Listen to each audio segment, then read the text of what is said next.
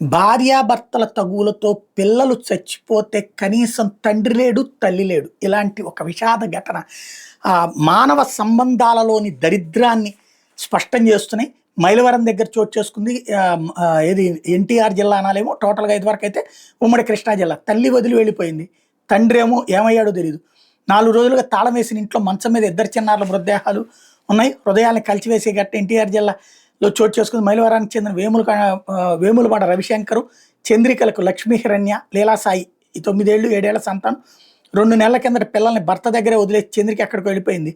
గురువారం ఉదయం ఇంటికి వచ్చిన రవిశంకర్ తండ్రి లక్ష్మీపతి తాళం వేసున్న గది నుంచి దుర్వాసన వస్తుందని గుర్తించారు. కిటికీలో నుంచి చూస్తే పిల్లలిద్దరు మంచం మీద అచేతనంగా పడి ఉన్నారు.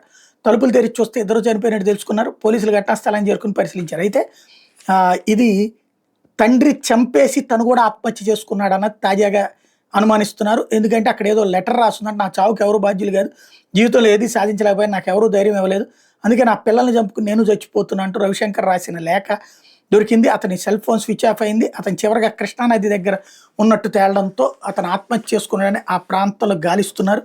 తద్వారా ఆ బిడ్డల్ని వదిలేసిపోయిన తల్లి, ఆ బిడ్డల్ని చంపి చచ్చిన తండ్రి, ఈ విషాదాలు మరీ ఎటుకుపోతున్నాయి అర్థం కావట్లేదు.